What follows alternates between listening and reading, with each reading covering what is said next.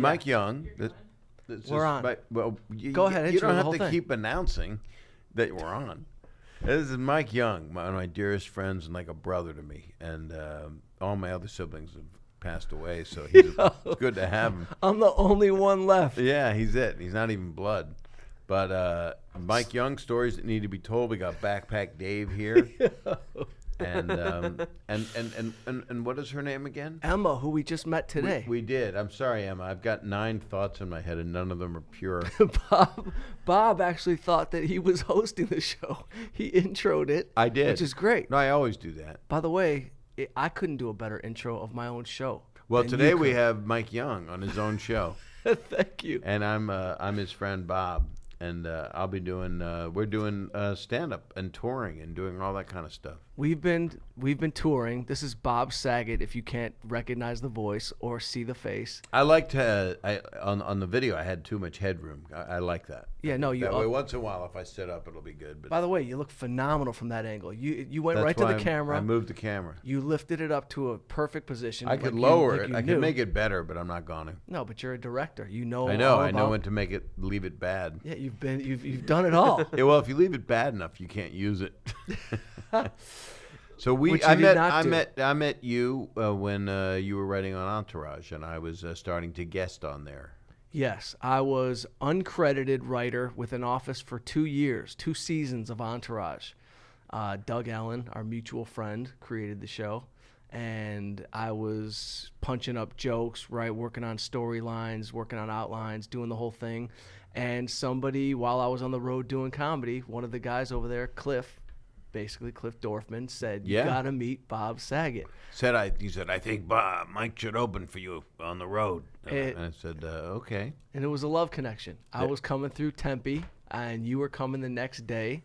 And on the Tempe crossover, Dan Murr, rest in peace, was there at the time. Do you think people rest in peace? Probably, if you're tortured. I mean, he was a tortured soul. He needs to rest in peace. Yeah, his body exploded. You saw the end of days? We saw too many things. I don't want to see that stuff. No, but that's how you and that's how Bob and Mike met in Tempe.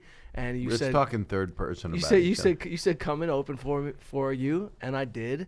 And it's been years now, and I couldn't be happier. So we're not moving forward. I mean, what are we going to do? We're not getting married. We're not. No, I don't mean that. I didn't mean physically. I just mean, but right now, I need to do stand-up more than ever. I didn't even think I needed to. So all of a sudden, I called you and said, "Hey, I just booked a ton of clubs," because we both are like trying to push each other to write new stuff and come up with new stuff. It's not always writing. You can say writing, but you end up looking at if it's a notepad, it ends up being 1-inch print, and that's not writing. That's like hieroglyphics. So I put it on the phone iCloud and just on the notepad and just kind of go crazy. I put it on the iCloud. No, but you do when you go through a writing phase. I notice you do physically write, and you will read to me. If we get to a gig, you'll read it off your phone. You will physically go at it and I always work it out. And I tee it up by going, "Is there anything here?" No, but it's funny because as funny and loose and casual as it seems, like you do things on stage and you nail it. People don't really realize that there's the work. It's all prep. It's prep. People, I had someone with my last special, 0 to 60. I had someone saw the set and said, "This isn't a set. What are you doing? You're just making stuff up." And that was not word for word, but I mean, because I do improv a bit. I try to make it real and try to sometimes, yes, I didn't say that before that was recorded for the show, but it's pretty much the show. It's pretty much the new stuff. So that's almost a compliment to you for somebody. Well, but it's ignorance of them, of how comedy works, of how the idea is So there were comedians I used to idolize, and they would say, "I made up 80% of." I'm putting on chapstick, everybody. Sorry. Bob's keeping moist on the show. I haven't slept. So bad night of sleep? I haven't had a good night of sleep in a few days.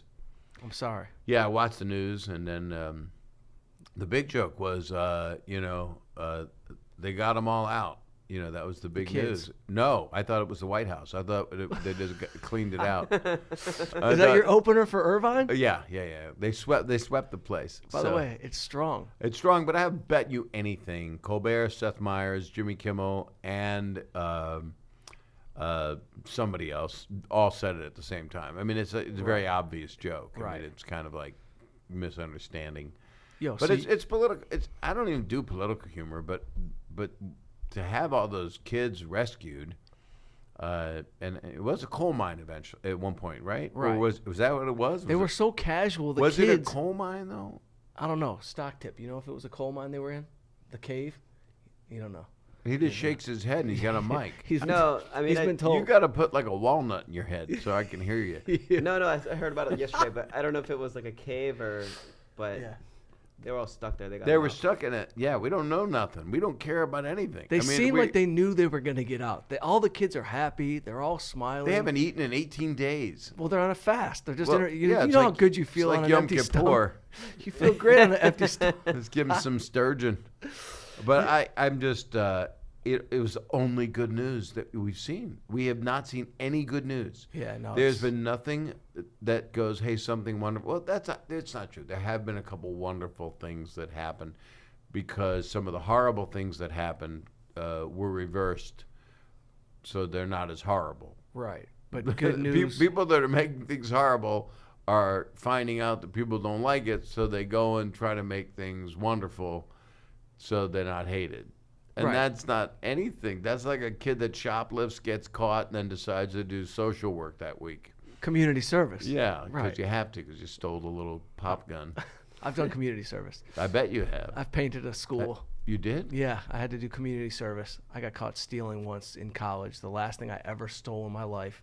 I was embarrassed. You know, I was. You know me. Yeah. Little edgy Detroit background. You're not you're not that edgy. But I mean, I went you're, through a little phase. You're a nice guy, but if you're in a mode where you're out and about and maybe having any drinks or anything, if anybody came by and like sideswiped you or started something, you'd be the first on your feet and reactive. Right. So Which I'm the guy that says, Mike, take care of that, and runs out the back. Which is odd because you're oddly strong, but you're not a fighter, which is a great thing. Well, you are because, a lover and a sensitive dude. Well, that's why we work together, because I'm such a great lover.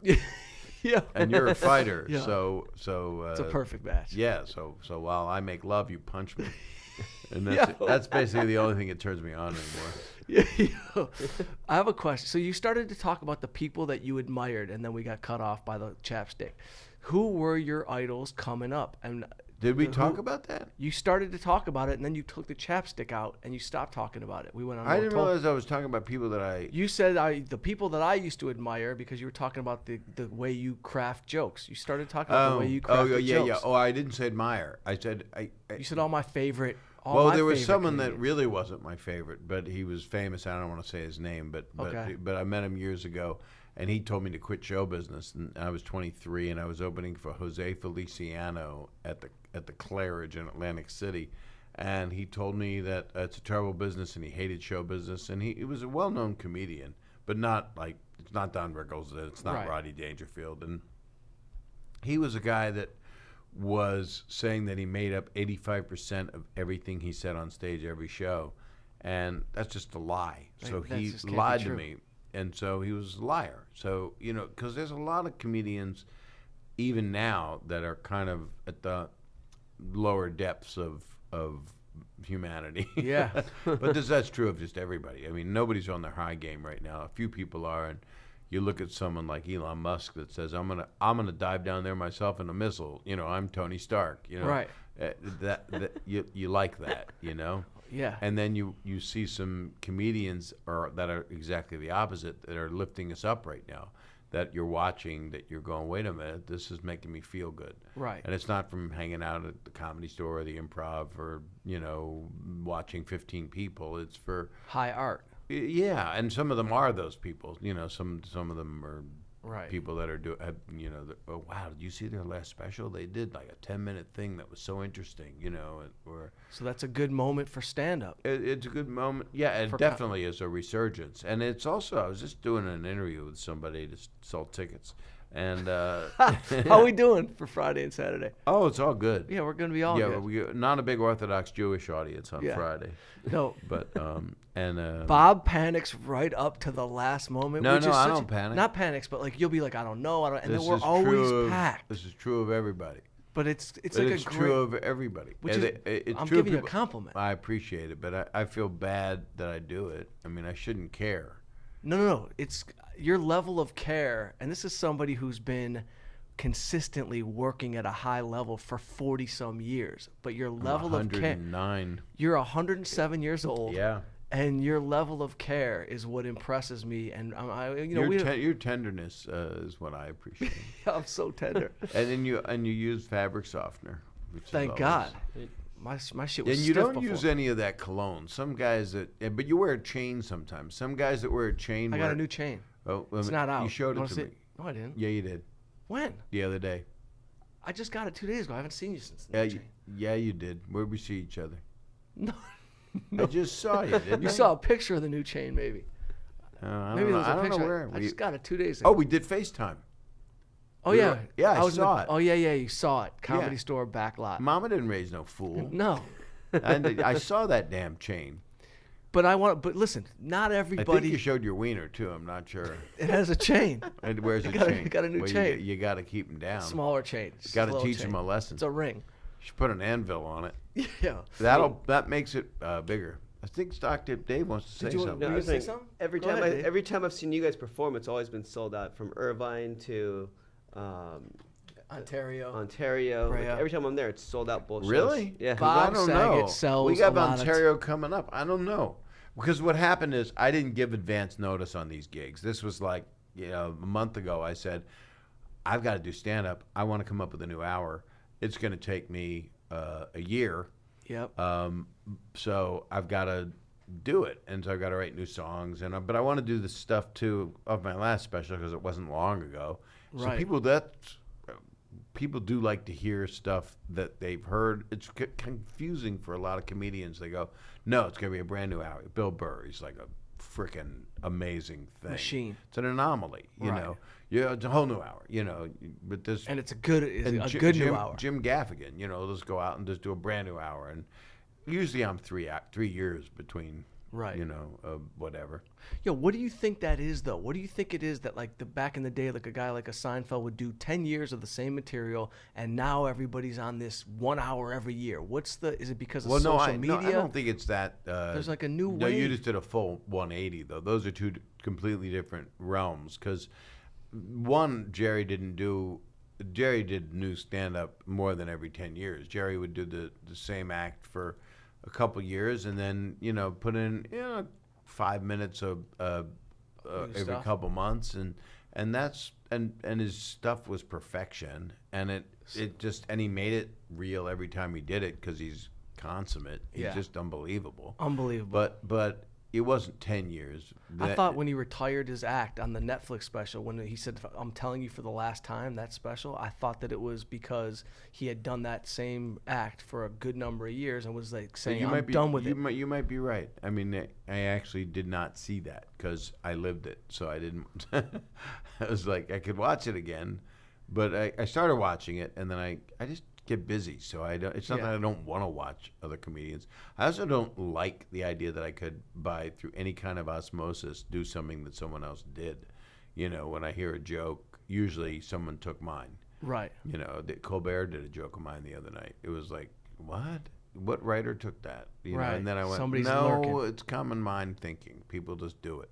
And so people have blamed me over the years of taking a joke, and it's like, it's impossible. And then I'll have a rude awakening and find out that I'm like one of the idols in my life is one of the I could say, obviously Steve Martin and Woody Allen and Charlie Chaplin wasn't as verbal, but but I mean Martin Mull is someone that I saw when I was 17, and he did comedy music, and I did comedy music since I was 14, before I saw Martin Mull. So when I saw him at 17, I was like, oh my God, because I had written songs that I went up at the Improv in New York, and I was 17 years old singing about bondage.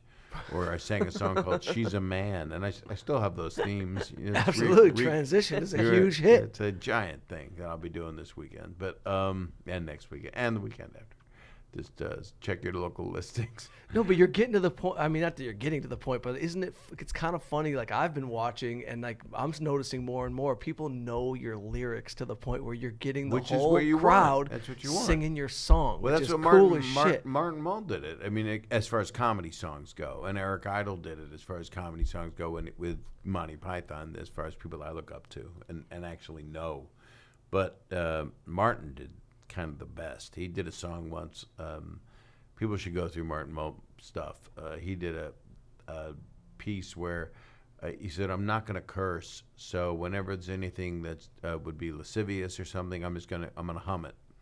So he goes, and we began to and he goes, "Whips and chains, Great Danes, from the chandelier." You know, it's just like really genius. I mean, I've seen 2 of your songs that were just very catchy. Yeah, they are. They're like warts, congenital warts. My song. You talked about putting one out as an actual single. You think you're gonna do it? I mean, I think you should. Know. I don't have time right now to do anything. I'm just trying to work on a million things, and I've just been really busy. Are you feeling good? Are you yeah, feeling, I'm tired. Like I you're haven't been sleeping. I'm a sleep deprived Jew right now. That's not I good feel for like you. I've been in the camps. God forbid. That's not good for you, sleep deprivation. You don't do well. No, I don't. But I came here for you because there's stories that need to be told. There are stories that need to be told. These headphones always itch my head. I hate headphones because I know where they've been. Who had these? You have Frasier's on. So I got Frasier's. You got Frasier's ears. Frasier's wears some kind of butch wax product on his hair. You got Frasier gel on your head. Oh my God, I gotta wash my hair. It was so clean when I came in. So listen, this is stories that need to be told. So every now and then I like to ask stories. I know we like to go off, but like stories are fun. And you're a master storyteller. So that's really nice. You're a great storyteller. Just saying that because I came here and I don't get paid. I don't mean it at all. You get to put me on the thing. I pay you in Diet Coke. That's the worst thing for you. Well, do you not? You just make me not enjoy things. Is that how life is? Listen, I thought we were going on a health kick. You know what I mean? What healthy, what is married, your marriage is coming. What are we in a relay race and 2 potato sacks? What do you mean? I thought we were going on a health kick. You going on my honeymoon with me? Am I? No. Are we doing gigs in Hawaii or something? No. What's going on over there? I'm not going to Hawaii for my honeymoon. Me on the honeymoon. Come on, I want to lay you. I'm just looking forward to the wedding. I just want to throw a fish in a volcano. Tell me about your class of comedians coming up when you were first coming in L.A. At the Comedy Store. Well, were there guys that you knew just from looking at them within every 3 days one of them that were gonna hit? It was similar, but 10 times as far as talent goes as to what we have now. Yeah. Because everybody's good now. I mean, everybody's out there. Most of the people that are up at the Comedy Store or even at Improv and Laugh Factory, a lot of them are out headlining around the country and in different levels of, you know, when it was 1978 and I came out here, that was right after Freddie Prinze died, and it was right after Steve Martin had exploded onto the scene and then decided not to do stand-up again.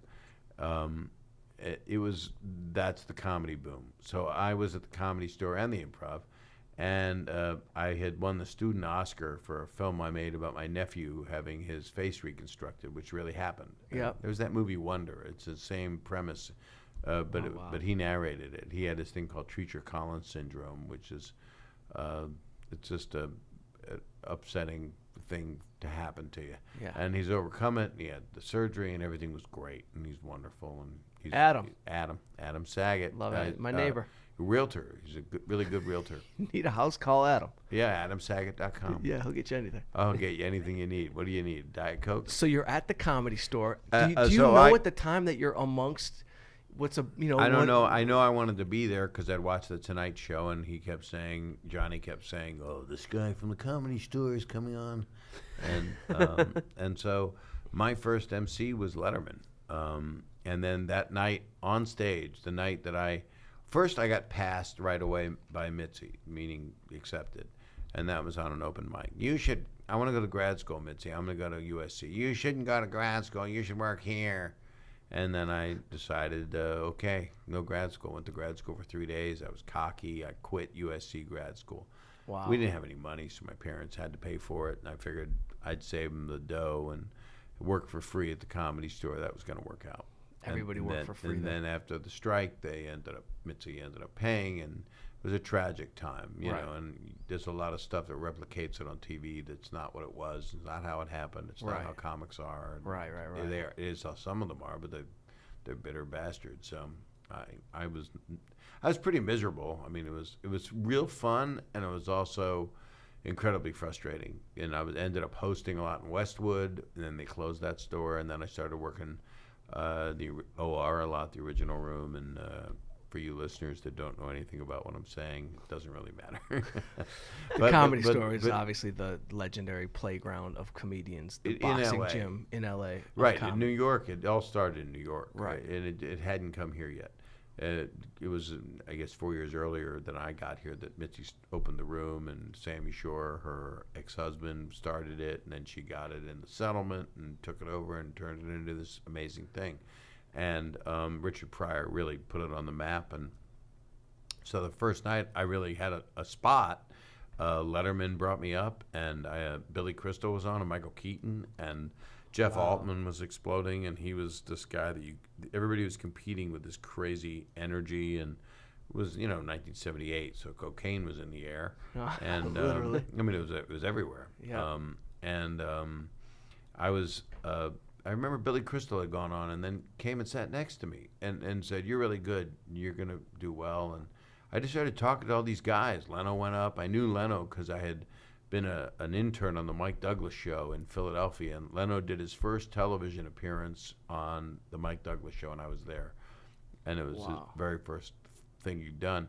So all of a sudden I felt like, oh, this is where I should be, and it was pretty intense. And then Mitzi put me on a college tour, so I was headlining right away, which meant keep the guitar on, and did that happen kind of fast for you? I mean, it happened immediately. But I'd already, in Philadelphia, I'd already been doing improv with a group called Mixed Nuts, who are friends of mine, and Sam Domsky was my comedy partner, and we performed at University of Pennsylvania, all the dorms, and at House of Pagano's Pizza. So you didn't just start at the Comedy Store. You had I some started stage when I was presence. 17. Well, I'd won a radio contest in Philly for WMMR when I was 17. So I started doing stand-up at 17, and a lot of it was musical. It was all musical. I never took the guitar off. And then when I came to the Comedy Store, my guitar was on, and then I eventually took it off and wouldn't use it. Then she had me emceeing, and that was kind of the best thing she could have done for me. Yep. I mean, it really was Mitzi that got me going. She said, "Lou, would she say you're not bringing the guitar during your emceeing?" No, I was hosting. Right. She made me the MC, so you don't have to tell somebody don't bring the guitar. Because what do you come back every time with the guitar on? It's like By the way, a Viking helmet. It's like you don't need to do a prop if you're a prop act. You don't MC the show and have fake teeth come out of your mouth every time you go up. There are no guitar MCs. That is true. That's impossible. You'll hit someone in the head like Quickstraw McGraw. Up next. That's everybody does the same jokes with the guitar too. Yeah. It's so funny. And then without even meaning to, I took something from Martin Mull and didn't even know it. And I just saw it on something he did, and I swear to God, I thought it was me. And I was told this by I believe Steve Martin when I interviewed him for this documentary. And the line, and I said it on a special, and I've got to talk to Martin about it because I feel really bad. And I hope he says to me, "Oh, that's Older Than the Hills," but probably not. It's probably a Martin Mull. He is original. Yeah. He's an artist. He's a great painter. That's what kind of the documentary's about. But the joke was, "Thank you for coming," or however you reacted from seeing me live. And that's how I phrased it. But his was, "Thank you for coming," or however you reacted, I think is how he did it. He did it simpler. And was it not till years and years and years later that you even knew? It wasn't until 2 knew? weeks ago. Wow. Oh, you didn't even tell me. That's amazing. And so apparently I must have heard it when I was 17, or I heard it and I never said it till I was in my 40s. Yeah. So I didn't say it till I was well known. I don't understand it. It just is subconscious like, influence. well, a subconscious coincidence, but it still feels like thievery to me. It still feels bad. So that's it for that line? I know that line from you. That's it for that line. Yeah. So that, to me, that's so interesting because I can never he say was that probably again. He was probably a major influence at 17. You stored that. It fits your style. I don't know if I stored it. I guess I did. But I'm saying that's your style anyway, so you can come up with another line. Well, I had done a joke. I was on Carson and I was on panel. I never did stand up, but I did like 13 panel appearances, and Johnny liked me, and it was pretty amazing to be on there. And I had a joke when Paul Newman first came out on salad dressing, and I said, and it was not came out, I mean, on it. Yeah, popped up on the label. Right, and it was for charity, and it was Paul Newman, and he's like everybody's hero, and he's amazing. And I said, Paul Newman's on salad dressing. Does that mean he's missing? That was the joke. And then I had 2 tags. I said, and Chef Boyardee, he's been missing for like 20 years. And then the real punchline was, that guy on the Quaker Oats box, I don't think we're ever going to see him again. That's a great. The third one's really good. And then 2 weeks later, on Tonight Show, Johnny Carson says, Paul Newman's on salad dressing. Does that mean he's missing? Oh, so wow. one of his writers just took it from me without even knowing it, but they knew it, but they didn't know it. They didn't really know it. I don't think. No, and it's also kind of a common premise that you would think of. And it was also in Newsweek. I opened up and there was a cartoon, and it said, the husband's talking to the wife. It said, Paul Newman's on salad dressing. Does that mean he's missing? Might have been the best joke of the year that you came up with. Well, I mean, I said it on the Tonight Show, definitely before the Newsweek, and definitely before Johnny said it. But what good does that do you? Right. And then, there's comics, a couple of them were real famous, a couple of them not alive anymore, that were known for stealing jokes. And a couple of them I love so much that I'd give them 10 jokes if they were alive. Right. So it doesn't really matter. Just write another joke. It's funny because you never think you'll take a joke, but that's happened to me once or twice. One time on stage, I just said something years ago, and after I said it on stage, I said, I think I just said a Joe Rogan joke. Like I don't want to do that. No, I didn't even know where. He's the one that took Carlos out with and Carlin stuff. But Joe's a friend, and I can honestly say he's a good guy. Yeah. He's an honest guy. And I think I've never stolen a joke. You know what I mean? But when I was like 12, 13 years old, I used to listen to all the Richard Pryor recordings. I would just listen to him all the time. Right. And then when I got a little older, I got into like boxing and whatever. And I had I sparred with James Toney, who was like a professional boxer. And I wrote a bit about it. And then I realized that I wrote the bit structurally kind of the same way when Pryor had his own bit about like sparring with Muhammad Ali. And nobody told Ali that it was a charity event. And Ali like hurt Pryor. He was like scared. Did anybody tell this guy it's a charity event? You know what I mean? But my whole bit was kind of definitely influenced by Pryor. That's good to keep your phone on during your podcast so everybody I don't can know. hear it. I saw your phone was on. I just didn't shut it My off. phone's on silent. Oh, look, Doug Ellen's texting. I think he knows you're on. Oh, that's great. No, he doesn't know because this is not live streaming. Have you talked to Doug lately? Why don't we talk about private things on here? No, I have not, but I've been following him on Instagram. It looks happy. Yeah, that's all you need to do. Yeah, let's talk private stuff that we shouldn't talk about on anything on a professional radio show. No, but I think it's interesting. Well, Richard Pryor started, and Bill Cosby was pissed off by kind of doing some of his kind of stuff. I don't think it was as word perfect, but I think it didn't make Bill happy from what I recall. Were you around to see Pryor's transition from when he was doing joke? No, he was already the realest thing in the world. 1978, when I got to the Comedy Store, he was already the man. They did a Comedy Store special, and they put the crown on him and the cape. And Robin was there. Robin was always incredibly nice to me. Right away, when he saw me, he went, "Oh, so your mother's gummy and your father's pokey and you're Mr. Potato Head?" And I went, "Yeah, that's what I said." He says, "Ooh, okay." And because that's not easy stuff to lift, Right. You can't really. Yeah, I just had non sequiturs. I just decided to say stuff nobody else said. And then as you weren't allowed to be dirty when you started there. You had to be clean. and I was, and some people were annoyed at me that over the transition of, okay, I've done the video show for 8 years. Okay, I did Full House for 8 years, and about year 2 of both of the shows, I did an HBO special where I was just blue. I was just just said fuck a bunch, and it wasn't really meant to be shock value. No, I didn't do it for shock value. I did it for just what I nobody's telling me I can't say anything now.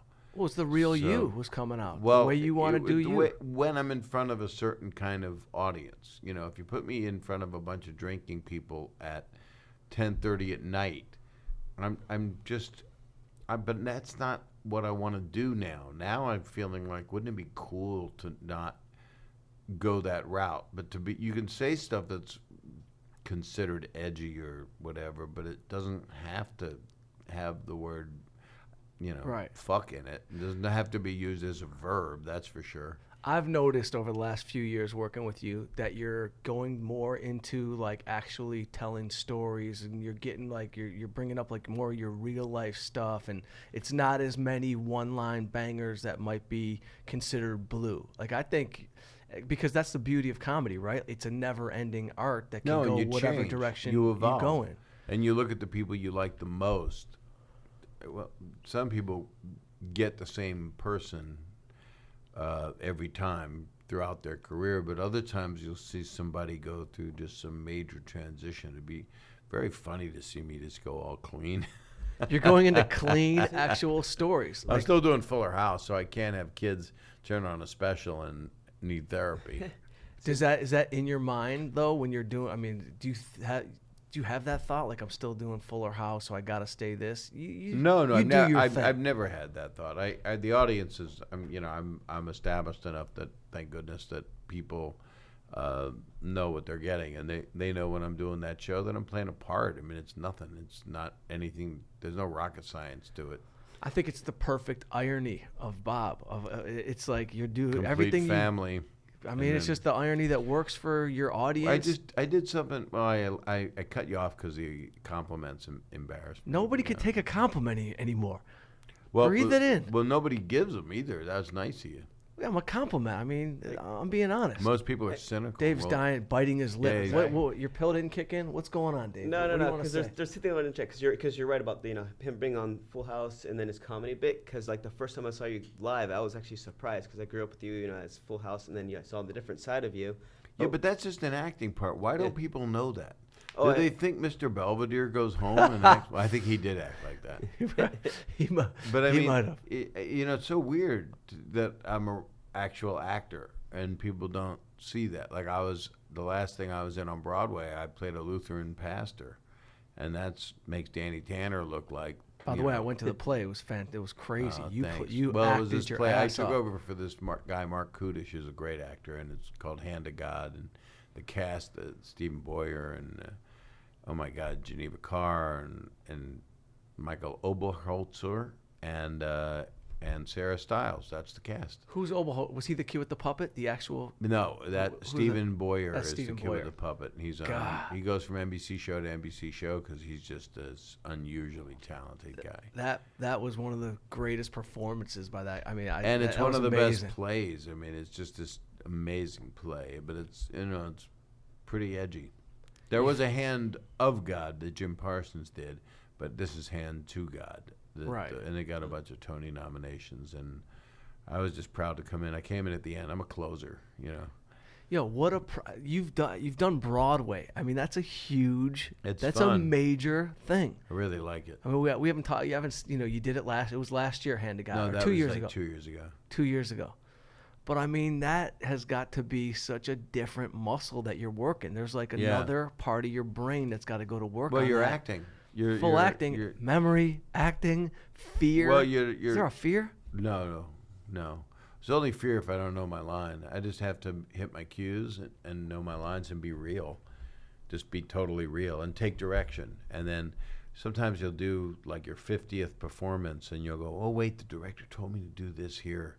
And that was 2 months ago. I think I should try it. And then you go, and then you do it and you go, wow, that worked well. And that really helped him. because a lot of the stuff I was doing, I was kind of trying to be an exorcist for this kid that had the devil on his hand as a puppet during Sunday school. That's crazy. It was puppet therapy, kind of for kids, but the kid was possessed by the devil in his hand, and it's kind of a perfect play. Yeah, it was a great play. Mm-hmm. Do you have a favorite? Do you like doing plays more than acting in a TV show? More than I like doing anything good. I just did a thing. There's no favorite. No, I'm 1,000% whatever I'm working on. Yep. I loved doing this thing for this guy, Andy Beckerman, who's a great writer. He wrote Monk and made and produced it. And he's doing this new show called The Good Cop on Netflix with Josh Groban and Tony Danza. And That's awesome. Josh Groban is really talented. So it's like Columbo, you know. Yeah. And I'm accused of killing my assistant, and I'm the talk show host. So I did that, and that comes on September 17th or something like that. And that Andy was just texting me the other night because I like to text men late at night that are they're talented, and he was just saying it's one of their favorite episodes, and they did like 13 of them, I think. But it's a really good show. It's so well written, and my God, Josh Groban can just do anything. He's just this thing. He's just so singer, actor. But such a good Seems singer. like a good dude too. Oh, he's one of the best people. I wanted to be friends with him so long.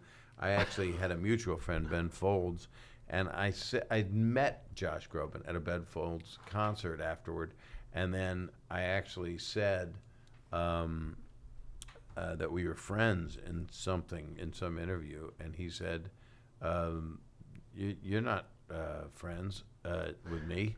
We're acquaintances." And so I got caught. That is hilarious. Some guy just came in. Is he part of this? Oh, that's Brenton. He works for All Things Comedy. Oh, you do? Comes in, he snaps pictures. If you're gonna snap pictures, aim higher. Let me help you out here. Even higher. Yeah, there you just go. sag at And that go sideways with it. Go horizontal. Because who the hell uses a vertical picture unless you're trying that Instagram TV? It's a mid-podcast photo shoot. Smile, Mike. Look at the camera. I like this. Mid-podcast Well, if we're gonna photo do it, shoot. yeah, the podcast don't matter. Nothing better than dead air on a podcast. Yeah, you're right. Come and You take got pictures. He got it. If I'll I'm keep allowed my to say, angle. one of the stories that you told that I thought was fantastic was your relationship with Rodney Dangerfield. I heard you say that live at one of your performances, and I just was like, I wanted to hear more about your relationship with him. He was pretty influential in my life because I was having a lot of doubts and insecurities, and it was like the video show was like #1, and Full House was like #4, and in the ratings, and I went to the Beverly Hilton where he was living, and I saw him, walk across the street with his shorts coming off, and you could see his balls hanging out. What a and visual. Seriously, and he had surgery in his chest, so he had like the shirt was open all the way, so you could see his wound.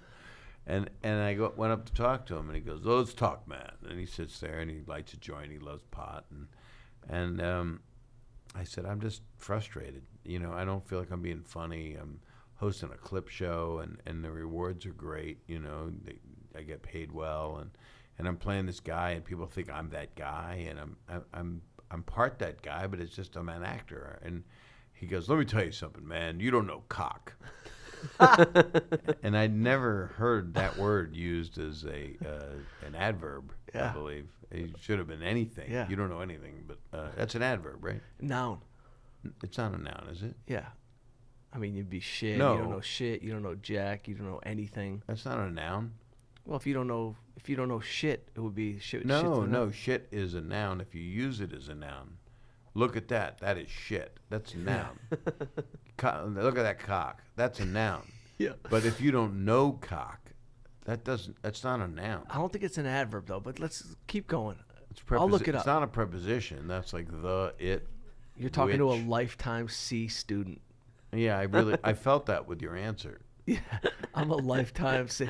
You've said it to me before. I'm very smart in certain aspects. All I got out of this I'm not. podcast is that shit and cock are nouns. Yeah. Thinking stories that need to be told. Did Rodney become somewhat of a mentor? And my question Yes, is, because I met him in San Diego at the Comedy Store in La Jolla, And he just walked in and he went, "You're funny, man. You got a Jewish head. You're never gonna be normal. You know, you're never gonna sleep. You're never gonna be happy." Yeah. Isn't it crazy that in this business sometimes all you want is like compliments from the people you respect? Yeah. It's more than money. Sometimes it's just more. It's like what you look. It's like the longing to belong type of thing. Very much so. And it's so funny. The comedians are outsiders, so wherever they come from, they're from the outside. But they all, when they congregate or they get to talk to somebody, that they go like, "I can't believe I'm fucking talking to this guy." Yeah. Or lady. I can't believe it. I won't be friends with a lame comedian. It's a weird thing. Our community, our You'll little smoke fraternity. pot with them though. Yeah, I'll take their weed. I wouldn't. If somebody is not a good comedian, I will not put my mouth where their mouth has been. That's a great rule. I'm having trouble with these headsets right now. That's a I think there phenomenal should be rule. something about headset steamage in a dishwasher or something before you bring on your next guest. I want to ask you. No, What is I'm the sorry, we're out of time. You had another part. And I interrupted you. I've been interrupted a lot, but it's okay. But I the Rodney thing, and then you had, did he influence you a lot? And then you were about to say something else. Yeah, I was gonna say it's an interesting psychology to me that people start off in the business struggling, they're not making a living. Then you're making a great living, but you're still not happy. You're frustrated, even though you got a number 1 show and you got a number 4 show. What's going through your head at those times where 90% of the people in America would think this guy's got to be happy? He's got it made, because they only see one aspect of the success. It always interests me the psychology of an artist who isn't happy. Most artists are not happy with what they've done. When it happens, when things line up and everything works, it's like I'll work on something and everything works and then it doesn't sell, or I'll write something and they'll pay you to write it, or they won't and they're not interested. Or then all of a sudden everything that's ever happened to me just shows up. It's just like, "Hey, you want to be on this play on Broadway? Come see the play." And I go, "Oh my God, how can I not be in it?" Or, "Do you want to do this television show?" "Yeah, I'll do that. That seems fun." And then next thing you know, it's all been accidental. It's just the things I've worked the hardest at getting done, there's always a glitch in them. You just have to work your ass off. But maybe there's a lesson there in that, like, the lesson's not don't work hard. The lesson is don't push too hard. Don't push too hard. But push to work. Push to be do great. all you can to be as great and collaborative and open. A lot of people get destroyed by not being open to people's suggestions. Now, that's what's great about being a stand-up. Nobody can say to you, "Don't do that" before. Right. Don't ever do that joke again. But if it's somebody you respect, you might never do that joke again, or that story, or whatever. The worst is coming off stage and getting like "Hey man, I got a tag for you," from like a mediocre or like a lame comic. Somebody wants to give you a tag. I don't think I've taken a couple tags from you, actually. You've hit me with a couple when I've gotten off stage a couple times. Try this. I've done it. Well, I don't wear a helmet and try to get down the street with a basket on my bike. But I'm saying, it's like some comics just like they're delusional about you got their to stay skill away level. from comics, because it's the thing is, if you're hanging out at a comedy club after you've done your set, when you're doing sets and you're on the road, it's one thing. You hang out with the person that you perform with usually, and you have something to eat or drink or both, and you talk about stuff. You end up usually getting more done, comedically. For sure. But if you're hanging out after the comedy club talking to people, the really good people are gone. They came there to do their set. Yep.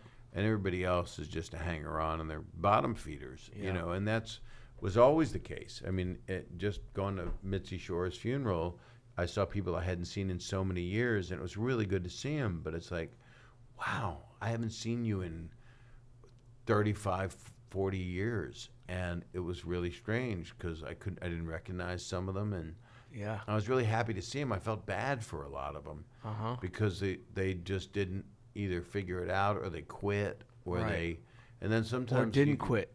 Or they should have quit. No, they didn't. Nobody hired them. They had to quit. Right. But in '78, in '74, it was like comics were like accountants. They were thousands of them. They were everywhere. You Right. could go and play. I mean, the show Make Me Laugh was on, so I was on that. So all of a sudden, I was playing Cleveland, and I was playing Pittsburgh and cities, working man cities. So you got to work right away. You know what I mean? It was Yeah, just I worked. a different time. I worked right away. I was on the road constantly. There was never a time in your has there ever been a time where you were like, oh man, I better figure this out. I'm not making. Yeah, a I mean living. that happens. I never not made a living. I've You've never always made a living. I always made a from living day one. Yeah, and it wasn't always. I didn't always make my year. I mean, there were times when once my taxes were paid, I could buy a toaster. You know, I mean, when I moved to LA, I lived in Palms in a single apartment, and then I moved up to a 1-bedroom apartment, and then I knew it was time to move out when there was a fight the night before, and they found a shotgun in the pool the next day. Wow. That will make And any Jew move out of an apartment I'm complex. leaving. I don't blame you. I don't want to be there. Yeah, I'm goodbye. not going swimming. So, What were you gonna say, Dave? I was thinking, out of everything you've done, like, what is the most proud piece of work that you've done that you're like, this is hands down, this is the best thing I've ever done?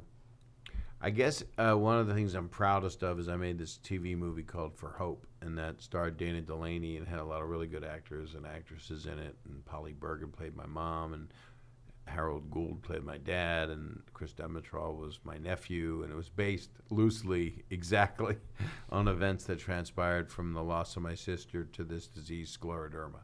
So I made it for ABC, and with the help of my manager, Brad Gray, and Bernie Brillstein, and then ABC was really kind. Bob Iger and Ted Harbert were running the place, and I got to make this movie. I had a $3.5 million budget, and it did really well. It beat all the ratings, but more importantly, it put the disease on the map, a disease that affects mostly women, a huge black population in the world, people of a darker skin, because I don't know how else to phrase it. You can't say African Canadian,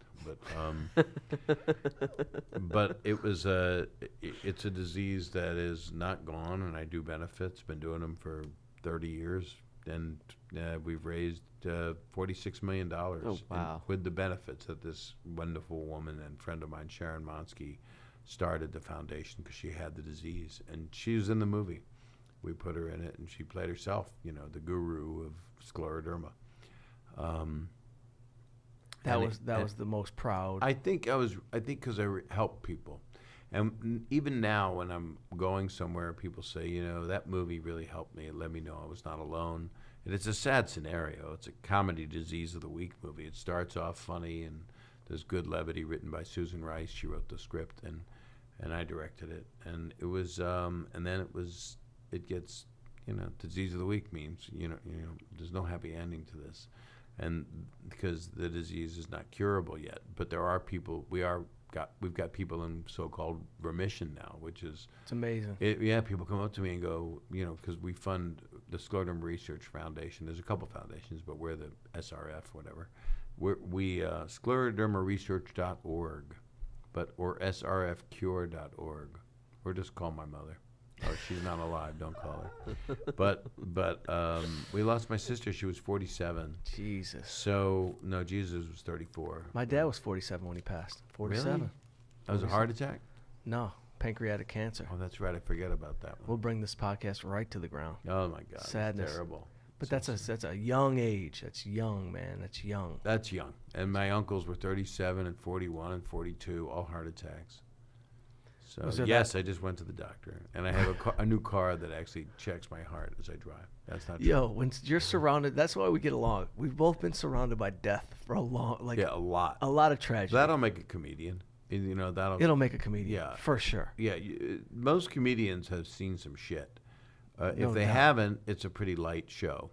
Right. You can feel it. You can see it. You can tell. And when you go, that guy doesn't go hardcore. Or she's, not. It sounds like she's sing-songy or something. It's because maybe there's been relationships problems, but you don't know what anybody's been through. Right. Some people might choose a certain style of comedy that's as clean as a whistle and nice and all sunshine and flowers, and just want to make people happy, and maybe an older audience now, and they've had the hardest life ever. Totally.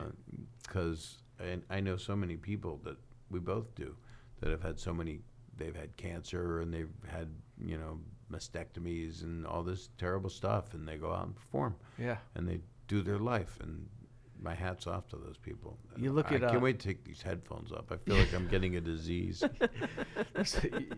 They just popped up on their own. Oh my God, They're alive. I hate them. They're horrible. They're Can you fine. change it? You don't even need them if you don't want. We could just talk. Nah, it'll be weird. All right. I won't be able to hear my voice as importantly. You love This your makes me voice. feel like I'm doing something. Well, I don't love my voice. You love your voice. What are you talking about? Talk. You got a strong. You know, love gotta your look abs.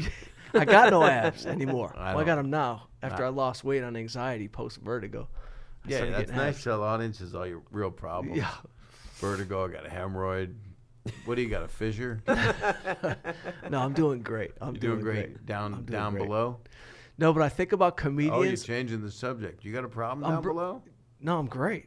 All right. Down below, I'm strong. Oh, strong? I'm strong. All right. I'm clean, Are strong. you everything's clean? Are flowing. you living clean? Because you might be you're out dating. You know me. I haven't had kind of date. You haven't had a drink in a long time. 7 months. 7 months, Bob. I'm coming back because I But enjoy. why are you coming back? You could stay off. No, I'm not fun. I'm not as much fun.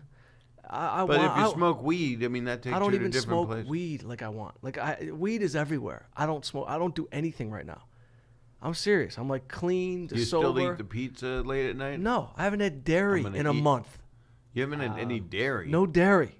Well, Nothing. That means you can't even suck on a cow's teat. I'm done You with can't- cows. You can't pull a Tom Green and get under a cow and just start sucking. I'm over this What if healthy you're lifestyle. laying in a barn and you passed out and a cow is suddenly over you and the udders are right in your face? At this moment, I'd Now, suck let me that. ask you something. Does that make you think that? Do you think you might be gay if you do that? No, If you sucked things that look like a bunch of penises coming off of a stomach? I'd suck all the cows right now. I need You'd milk. suck cows. I need milk. You're lactose tolerant. I'm missing cheese. Somebody told me some Have you bad tried thing about dairy. from under? That was a good one. No, What I was what'd trying they say to about say- dairy? It makes you gain weight. no, it's just bad for the mucus. It's disease. It's all this shit. Mucus? Who's got mucus? What are Whatever. you Bottom line is, I'm hacking coming up? back to cheese. I'm coming back to tequila, and maybe in Irvine I have a drink. You know what I mean? Maybe I make a comeback. But what I was gonna say is, coming back to the subject, I always saw comedians almost like boxers have very rich lives. Like that's why they do stories about boxers. But if you look at those old school comedians like the Buddy Hackett's, you know, and guys of that era, Funny you mention him, right?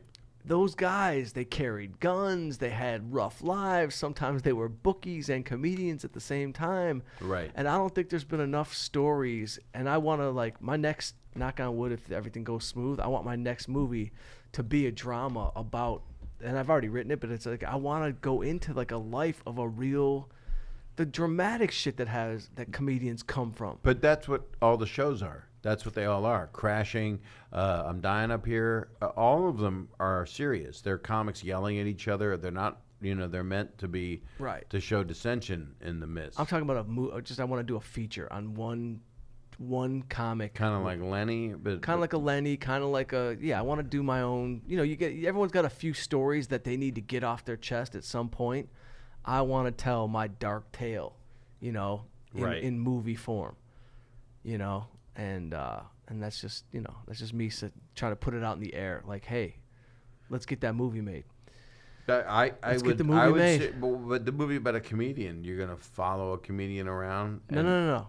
I'm just talking about it. I You already want to do a wrote. famous comedian? No, I wrote a script about a comedian that goes into the dark side of like organized crime and heavy shit happens. My okay. point was, a lot of comics, they have dark past, they have had things happen.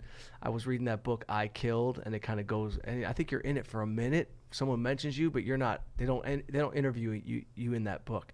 But it's like Tim Allen, Seinfeld, Dreesen, all these guys from the every time road. you hit the desk, it sounds like this. So I would Jesus, stop doing it. I'm so heavy-handed. Yeah, you're not doing a crucifixion. This is a podcast. My point is, stop. You're going over here, over here, over here. This is the law of just, physics. of radio. Oh yeah. This is the law of Can you hear that recording when radio. I touched that? I thought it was. Very That's why I light. brought it up. Okay. So my point My is, daughter was texting me, so I had to answer her. That's what happened a moment ago. I didn't mean to get distracted. I just respond to my children. Family first on this show. Well, that's true, and most of mine are gone, so you're not going to be bothered. By the way, I love your daughters. I can't wait to see them. They love you too, your Uncle Mike. And I mean, you better keep it that way. I know the whole family at this point. Well, you don't. Not the whole family. Some of them are at Mount Sinai, over by Warner's. Oh, after the show, I'm gonna go over to the graveyard, talk to the rest of the family. Well, bring some rocks. We'll let them know we were there. You killed at your mom's funeral. Well, that's how she got there. You were amazing. That was the tightest 10 minutes. That was 20. Was it 20? Yeah. Man, you had the crowd and rocking. there's a 5-minute story from that eulogy that ended up in my last special. So that's the weird part. That from the hardest stuff comes the funniest stuff sometimes. Yeah, it is. It's funny because some comedians don't believe that you got to go through stuff to to be funny. That you can have a good. These comedians are. You need to raise the people you talk to. Well, no, I don't want to name him. He's a big comedian. I've seen him say it many times that he doesn't buy into the painful life. Well, I don't blame him. I mean, if he doesn't do that, then good. Yeah. If he doesn't have to, but then it wasn't thrown upon him. If he didn't have, lose a brother or sister and be there for 5 years while they decomposed and watch them die, he's lucky.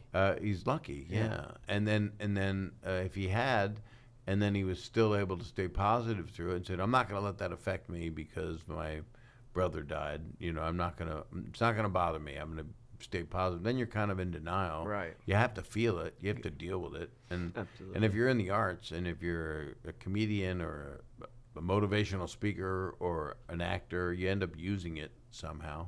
And if you're not, you're just trying to get through life as a dental hygienist and deal with the fact that you're taking care of your mom, Has there been any moments when you've been on stage, had a rockin' show, crowd loved it, standing O, but you felt empty after the show? No, that pretty much satisfies me. That's it. I think if I could ejaculate at that moment, that would be about it. No, but I'm saying some people will go through the motions, have a great show, looks like a great show on paper, but your feeling is empty on stage. Has that ever? Have you ever had a phase like that? No, I feel the reason I'm out touring, the reason we're doing these dates, the reason in April I'm doing a spring tour that I'm springing on you right now, and that'll be theaters and stuff, but that won't be clubs. That excites me. Yeah, that's you theaters. Telling me that excites me, knowing that we're going out on the road. And they're paying you in Hanukkah gelt. Which is fine. I'll take gold-covered chocolate. I'll take all the gold coin chocolate I can because that just excites me because it lets me know that my new stuff that I've been working on is Well, you'll get to. That's why I wanted to do a bunch of clubs first. Yeah. That's why we're going to Kansas City, and that's why Charlotte, North Carolina. You hear about that one? We're doing Portland. We got Irvine, Oxnard, Portland, Kansas. Irvine, Oxnard, Kansas City, Portland. They don't have to be in order, Yeah, no, they can go to my website. It's on there. Do you put the dates on the website? Yeah. On your website? I put it on Instagram. Yeah. I put it on Twitter. I do everything. We got StocktipDave. Do you have a website? It's down right now. MikeYoungComedy.com. Why is it down? It's being reconstructed. By who? By a 9-year-old? No, my cousin is a construction paper. See, I've been helping them promote that stuff on Instagram for stories that need to be told, so people know when you guys are performing. We got to get you we got to get you on the website. We got to get you figuring out that. Don't have some guy putting it under construction. Yeah. A website should be done in a day. At least the format can be done in a day. Listen, I've been busy. I have to figure out. I'm doing all this stuff. I had to grow my website and all this, and so I'm growing that. And then I've got to be able to write to all the people that send me their email to give me their information, and not violate that, and say, "Hey, I got a tour coming up," and it's like you just feel are you cheesy. Are you accepting emails from? Well, people? my website always accepts emails. Right, it's been up for a long time. Yeah. So I've got a database of people. Yeah, so I accept them. You don't have to fill out a form. It's not those websites of some comedians where you go, or anything where you go on and there's a pop-up and it says, before you do anything, you got to join us. It's like, no thanks. I'm not in a cult. No. Got to join you. No, just come see us. He's a lactose intolerant, non-cow udder sucking comedian. But anybody, right. I'm at the point now where if anybody is bringing me down, I just don't. I block them in life. I don't want it. If they're doing negative, if they're telling me things that are bad for me, that are not good or helpful mentally or motivationally, or don't have love, and that's that means I can't watch the news anymore. No, but you said it. You've said it for a long time. I don't do negative. I don't. You don't do negative. And you, by the way, you're so funny because you're one of the few people. So much. But you're one of the few people who can say. I've seen it happen to you, where a person has like approached you as a fan and they've come negative, and you will stop them, which is like something I need to learn to do. You'll stop them dead in their tracks and look at them and just go, "I don't do negative. Oh, I'm sorry, you got to go away." Like, I won't be. Lately, I mean, somebody came over and said, the worst. A lot of performers will tell you this. You're on TV, and then someone the next day says, "I saw you last night on TV," and I'm like, "Yeah." I mean, is there going to be a compliment, or you just wanted to say that? Right, leave it up for grabs if I was good or not. No, you were. Yeah, I saw you on that show. I said, well, what you're saying doesn't sound like a compliment. It sounds like you're trying to like build your ego up by talking to me. But if you liked it, I hope you did. And if you didn't, then you probably shouldn't have said hi. I can't stand passive aggressive people like that coming up with a half compliment. But we're not in a great place in psychological mindsets. We aren't in a positive place. We're in a place of put someone down. We're in a generation, and my kids are scared of what their millennial friends are like. And I like all people. I'm not an ageist. I'm friends with kids that are 25. I know all people, and if people are eye rollers or they go, yeah, right, the whole attitude is, don't laugh, don't smile, be too cool, be the hippest kid in high school, and stay that way the rest of your life, then you'll succeed. And to win in a relationship, or whether it's business or you're trying to like somebody, and you're in your 20s, early 20s, and when you're in teens, when you're 14. You realize you get power by being the first person to walk away or end the conversation. And that's just not a relationship. That's not being a human. That's not letting things happen organically. That's true. And then you're not able to let joy in either. You're Absolutely. not able to let happiness into yourself. I feel bad for the too cool. The too cool doesn't work out, buddies. No, too cool are people that talk to everybody, that act nice to people, but they're not assholes, and they're also not overly glowing. They're not like, wow, it's so great to meet you. That's fake. Right. And then it's Absolutely. the other thing is, hey, I really dig your work. I really like you. If you say dig, they're 70. But Exactly. And Mike, you said that's what you loved about when you did a performance. You said Barry Katz talked you up because you said that you stayed true to yourself. You didn't make any comedy bits that wasn't about you. You were stay true, and it was. Well, that's my own personal style of comedy. I just decided when I started comedy that if I wasn't gonna feel on stage and be as much me, because that was just my style naturally, then I would not be able to succeed in comedy. That's just my own. Yeah, I appreciated that compliment for sure. That's just. I heard that I watched the interview. I can't remember who it was. Like somebody that I looked up to big time, and they always said they dropped themselves in the middle of every bit. And I knew early on, just being as a comedian, that I wanted the feeling of telling my real, just kind of bearing it out there, because afterwards I just felt better, like cathartic. And the more you do that, the more real you are, the better your show is, the better you feel after it. Like you weren't just yelling the whole thing. But if you're playing like a big house, if we go and do a couple thousand people, and you can talk like you're just talking. Which is a real skill, which is where you get Dave Chappelle, in front of 5,000, 10,000, and you go, wow, did you see that? How cool that was? He was just talking to him. He wasn't yelling at him. Right. He was just speaking his mind, and I just love that. Of course, he's bringing them to him. And a true stand-up, I think, there's different ways to do it, and of course, and it's there's great no to rule. be an orator also. It's you can make proclamations. Of course. What is it with this thing? Why is it like this?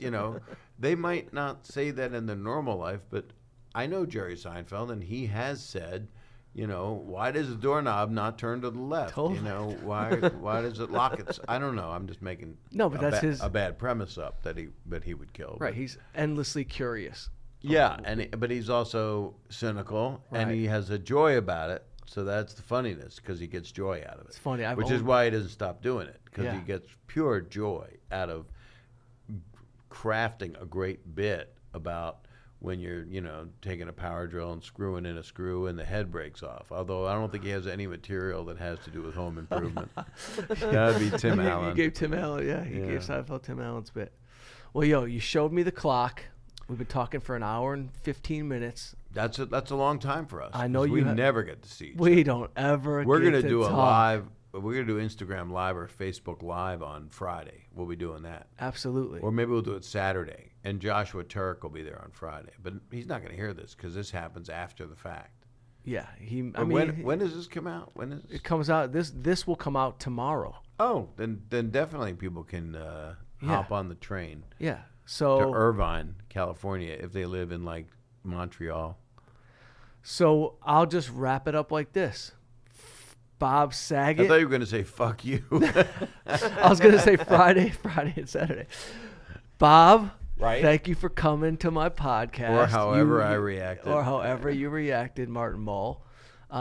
No, I love you, buddy. I love you too, Yeah, and I man. want people to know that it's purely physical. You're a brother. You wear a chain. I'm a brother. You're a brother. You are my brother. I would punch you out in a bar. You have gotten more people to see me on stage. You did my movie, A Stand-Up Guy. You were awesome in it. I did catering. You know what I mean? I froze Snickers. You make a hell of an egg roll. Everybody still thanks you. I've never hit on any actress you worked with. Nope, me either, by the way. I know. That's You know what I important. mean? Not at all. Not at all. That's the other thing about Mike that's really redeemable. That's one of the best things. What? Is you're not a guy that somebody's going to say he did this to me and he did that to me, and things are going to be. It's not stories that don't need to be told. You don't have that. I have a couple things in my past that I wish I had done differently, including I got divorced, but I'm lucky I'm getting married again, which is really fun.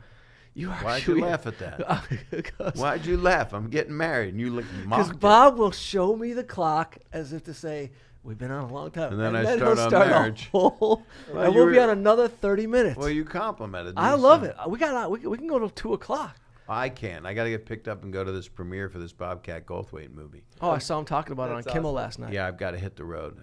I've got to hit the road because I got to go home, and I got a bunch of stuff to do because I'm planning many things. So maybe we'll drive to Irvine together. We never do. I always suggest it. You know what? I got a new car. You'd like it. Oh, maybe I do. You're right. I could tie you to the hitch on the back on a wagon.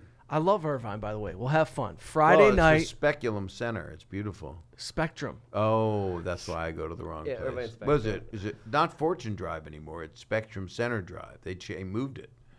They didn't move the actual improv. Years ago they did. That's why if you look on the thing on Instagram, it gives you a couple of addresses. The audience knows what I'm talking You'll about. find it. It's You not. don't It's know in the middle of a you're just gigantic learning mall. how you're like my Fourth uncle kid. Joe.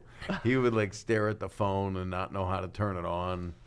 You don't. I've had to teach you how to repost about 20 times. You are the king of social media. You're No, so I'm on not. not the king of Hilarious. but you're That's so watch on, them all Howard the time. Stern. no, but you're on top of your tech game. Well, no, I'm not. I just know how things work. I know how to turn a light on. No, you're on top of your tech Are game. you good You're at a home? reposter. Do you You're a- change bulbs? I change ball. Anything When you physical, change, I can when do. you change a bulb, do you feel like you're 80? I change the high ceiling bulbs with that little suction thing on a pole. Well, I had a guy at the house this morning because in my guest house, I had an air vent that was starting to come out of the ceiling, which meant if you're laying in the bed, a piece of metal will just come off because you put your filter in and it's just the outtake. The in draw, it's the inward draw.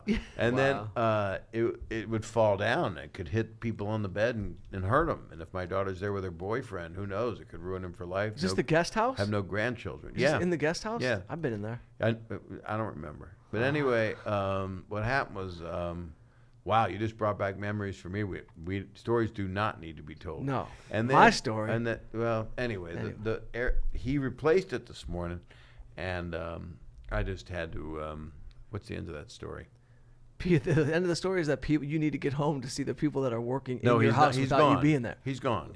Before I came here, he finished it. Oh, okay. It was very exciting. If I have one story, I just wanted to talk. 'Cause every time I've met you, you've been extremely nice. I don't know if you, there's no way you remember this, but I actually worked on your show, Raising Dad, and had a Are you conversation. kidding me? No. I That met, was a really good show. yeah, I liked it. I was a little That sad. show should have lasted. That show was screwed over bad. We did. What'd you do on it? Well, I was just a background extra, and I had talked to you because it was like right when Half Baked came out, and I asked you a question about it, and then you told me how you got on it, and you were like involved with filming Dirty Work, and it was to this day it was one of my favorite stories, and you were extremely nice to me, and obviously you That know was an act. I'm a prick. and you had no idea who I was, and every time I've met you, you've been the nicest person I've ever. And I still don't know who you are. No, I do. I do. He Stocktip talks about. Dave. I know you say his name every 6 minutes. Well, I know you forgot. You Every thought it was time. Backpack. No, you say it constantly. Backpack Jim. I thought it was Backpack Dave. But what that show was, Raising Dad, that's an example of being on the wrong network and just getting screwed over. So that we were on the CW or the WB. I don't know which one it was at the time. It was WB first, right? Yeah. So we were in WB. And Jonathan Katz, who was Dr. Katz, who's a brilliant comedian and a friend, and he's just an amazing guy, wanted to write a pilot about his life. And Norman Steinberg was the exec producer, and Norman was one of the writers of Blazing Saddles with Mel. And he also wrote My Favorite Year, which is, wow. So he was the real deal. So the two of them were the top of the show. And then my daughters on the show were Kat Dennings and Brie Larson. Those were my daughters on the show. And my dad was Hesh from The Sopranos. Wow. Yeah, Jerry Adler. And Megan Good was on the show as Love her. Kat's girl. You stay away. And she's a kid. She's not a kid anymore. She was on that show? Yeah. Yeah. A lot of people were on Kat that show. Dennings, I remember Camille Guate was on that show as well. Yeah. It was a powerful, really well-cast show. Wow. Susan Bash, I believe, is the name of the casting director. But it was an amazing experience. We did 24 episodes. They played really well in England, the one season, and then we had no more. But it didn't catch on, and it was really well done. What a cast. Yeah, and the scripts were good. I mean, it had really good writers on it, really nice people. For a show to work, does it just have to be a perfect storm? You need luck. You need quality. We need luck. strong quality and talent and writing, of course. So, Writing is the number one. And I do a Fuller House episode next week. Are you filming next week? I am. So never I'll ends. get out all my demons on Friday and Saturday. I just want to entertain people. Maybe I'll come see a filming next week. I'm there. It's next Friday is the big night where the audience is there, so you'd probably want to go to that. Yeah, I don't want to. Yeah. Unless you want to drift by. I don't think John's there next week. Stamos, good dude. Oh, Dave is. Dave's directing it. Really? Yeah. Stepping into the realm. He's been doing it. And I didn't know that. I said if you tell me what to do, I'll punch you in the stomach. So that's basically. Dave Coulier was on my hockey team for one season. I said, oh really? Yeah. He's a good hockey player. He is a good hockey player. I said, Dave, is there anything that you want me not to do? We can just cut it out. That was the big joke for the Full House people. Nobody know. You two don't know it. Will you do the whole run through all week and then go and then you'll film on Friday? We rehearse. See, television. This is how show business School me real works. quick. You go in. It's unbelievable. And you get the script and you put it on its feet. You do every scene and then you show it to all the writers and not the network yet. Maybe the network too. And everybody has notes. And then the next day you do it again, and then the day after that you start filming it. And you rehearse it a little bit, not much, and you film it. And then it's hard to remember lines when there's not a lot of meat to them. Right. When you don't know why you're saying them. Right. And that's what Full House. I'd have to walk into a room and go, "What's going on?" And I couldn't remember the line. So I would write it on the door frame. Yeah. I'd just Post-its everywhere, and I'd read the back of a pan when I was in the kitchen cooking eggs for everybody. You did that? You improvise? Really?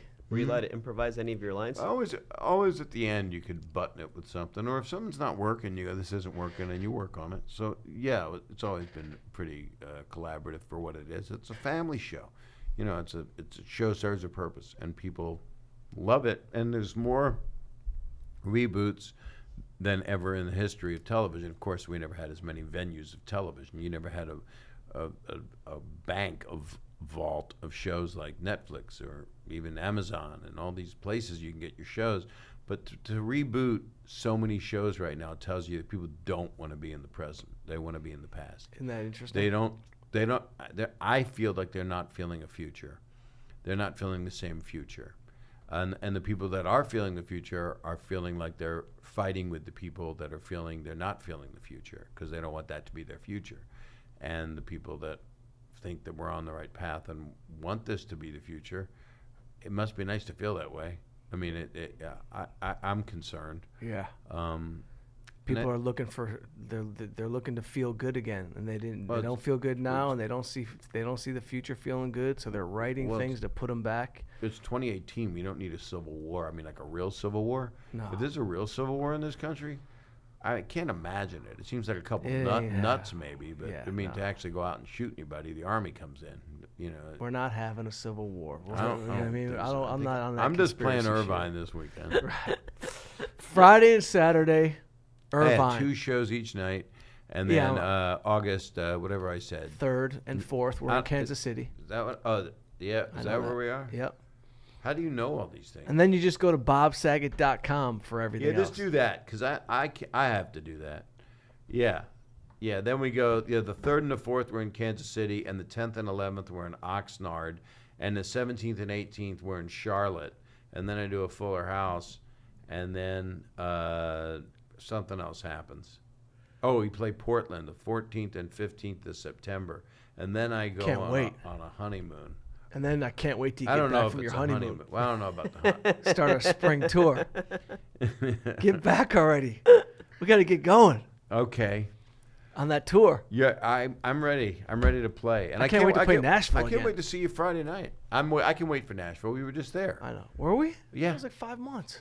Yeah, it's every year we go somewhere. Love Nashville. You still don't know how this works? We've been doing this 10 years. It's unbelievable. You can't figure out that you don't go back a month later? What? It's amazing I get so much done. We did so good, though. Since you guys travel so much together, is there anything that you guys have done together that has stuck out the most, that's been like the most fun, or something that just... We had sex with Siamese twins. That was in Minnesota. Oh, yeah. And these dudes were tough. Oh, man. Jimmy and John. Yeah. Shout out to Jimmy and John. Jimmy and John Johnson. Yeah. No, we keep it professional, Dave. We don't do roller coaster shit. We talk like men. We've written things. Once in a while we'll take a walk together. Like when the... my fiance, Kelly, we walked around Portland. We kind of walked over a bridge. Yep. Was that Portland with the bridge? Yeah, Portland has a bridge. I thought the bridge was somewhere else. Is this when you were drinking still? Probably. I think you were, because we would go to that place at the top of the place that we don't say on Yeah, I there. remember the top of the place. I met the girl on the street. I brought her up. Girl on the street. She's so great. Doesn't sound she's so good. great. I met a girl on the street. Oh, she's perfect for you. Yeah, I Love never saw her to meet a again. girl on the street. All right, I'm going to go right. get ready to go to this thing, and then I'll see you on Friday. See you Friday. I'll see you every day. Okay. And then Bob Saget on Stories That Need to Be Told. Our guest. Long overdue, by the way. Long overdue. I'm I've talked to asking you why have you never invited me? This I've never invited you, but you didn't say to I've me, invited how you. about Wednesday? You No. never said, you gotta set a date. You And don't- most people go through a publicist, but you and I are friends. So You don't remember. We talked about it many times. did I have to cancel the date? You've Did I have been to busy. say I can't do it Tuesday? Yes. Well, many I'm here weeks. and I'm exhausted and I'm here for you. Yeah. All right. Once again, Bob Saget, Stories That Need to Be Told. This is Mike Young. That was an extra 20 minutes, by the way, Literally. after we said goodbye. That's the Jewish goodbye. It never ends. We'll be here till 4 o'clock. What about the Jewish relatives you have when you see it, when you go to an event, whether it's a bar mitzvah or a wedding or something, and you see them at it, and they go, how come we never see you? And it's like, you're looking at me right now. Yeah, this is Do it. we want to enjoy this moment, and then we can decide if we want to see each other again? Right. Create more moments. Yeah, instead of just going like, remember that 20 years ago? Yeah, that was great. That was Although really I great. am a fan of memories, reminiscing. It helps with your writing. If you're writing something, you got to have a memory of good times. I actually had the show. Yeah, when I The show Good remember when I wrote Times? Good Times. Yeah, I You were put J.J. great. Walker on that show when I was 4. It's a Norman Lear show. Love Norman. Don't even get me started on Norman Lear. The last thing I'll say, because I am a writer, director, and I will say this. When I was a kid watching Norman Lear shows, I would wait till the end, and I would see Norman Lear's name come up. And I didn't know anything about the business. Obviously, I was from Detroit. But I'll sit there and say to myself, I want to be that guy. Like, that guy. Who's that guy? Who's the guy? Well, everybody wants to be that guy. And but I'm as a lucky. kid, you don't know what that is. But I remember seeing Norman Lear's I just name. did his podcast. That was the last podcast I did. I just posted it up on my Twitter. So that's you do his. Norman Lear and you do Mike Young. They're right in the same amazing. company. God, He called me delicious in the intro. God, do I It's admire him. delightful and delicious, and then he sang and the lovely. But he's going to be 96. This man. He is beyond legend. Wow. Well, He he's is like 96. everybody always goes legend, you know. They always go, and it's because you're just not dead, you know. And icon, you know, goat. Really? I mean, he just tapped You're- into. He's just got to be. I don't know him. I've only met him once at one of your parties. I shook his hand, but I mean, I'm just saying the guy tapped into. Nicest man in the world. Too. But he's got to have Well, he's such brilliant as a human. He's a really caring human. He must be an empathetic to the 10th degree person to understand character like he does, like he did. He went through a lot of stuff. Yeah. I mean, I read his had book. He had a Edith type of relationship with his first wife. Who came up with goat as the term? I mean, somebody called me a goat, and I thought they were just making fun of me. Greatest. It came from Ali, Muhammad Ali. Greatest. I of know all time. what it came from, but I didn't. When did it? I don't know who suddenly came up become with it. It must have been 4 years ago. It couldn't have been anywhere longer. It's definitely a more recent. There's nothing I hate more than brand new lingo that people all use on all the shows. Yeah. And then I don't do new lingo. oh my, well I do. You're cunning that way. All right. All right, Bob. Thanks Before for I coming. bomb it. I'm done too. I'm not lingering after you leave. I'm Oh, you're not ending gonna the hang show. out with the other podcasters I'm gonna end the show right now. and Are talk you about ready? how sad life is? I thought you had to go. I you do. don't even have to go. I'm a goat. You have to go. I have to go. I have to eat a can. All right, Bob Saget, Stocktip Dave. Thanks, buddy. Stocktip, you take care of yourself. Thanks for the compliment. I'm We'll glad see you were Friday there. and Saturday in Irvine. Check bobsaget.com for all the dates. Mike Young signing out. Thanks again, Bob. We're done? Making people happy. Yo, we'll stretch Door it to out. door. An encore joke. You I wanna talk stretched it out this morning. Did you Pilates? What's your bet with pizza or something? One for I'll eat you later. What's that? I'll eat you When you first. come home with Taco Bell and you're high, you're like, I'll eat you first. Second, I'll eat you third. And you always have a stool at your house like you do on stage. I'm working on my mime skills, my Feng mimicry. shui. I'm doing your bits. I got to get better on my mimicry. No, I'm you doing a bunch of new material, by the way. Like, Well, you're gonna hear a Don't bunch of new stuff. threaten me. Let's enjoy ourselves. Let's enjoy it. Okay. Can you guys end with a joke or no? No. we You know don't do that's that. the real. Have you never met a comedian? No, never, Dave. That's- You might lose your job on that. Oh, poor Dave. Poor Dave. He's working no, on it. You can't end with it. You no can't, joke. You can't ask somebody to like. It's like, hey, sing a song. You know. No. It's like, hey, got Paul McCartney here. It's like Chris Farley. Why did I do that? You know. No, you can't. You just made everything unfunny. Speaking of Paul McCartney, I saw Colin Hay at the Largo. You know Colin Hay I from love, Men at Work? of course. Man, that's a whole nother podcast. He's really good. He is He amazing. sings that What? song about I drink good coffee every In the morning. morning. That's a hell of a song. Na-na-na-na. That was on a soundtrack. Ben Stiller put it on. It was on Garden State. Oh no, it wasn't Ben Stiller. It was Zach Braff. Zach Braff. Yeah. Garden State soundtrack.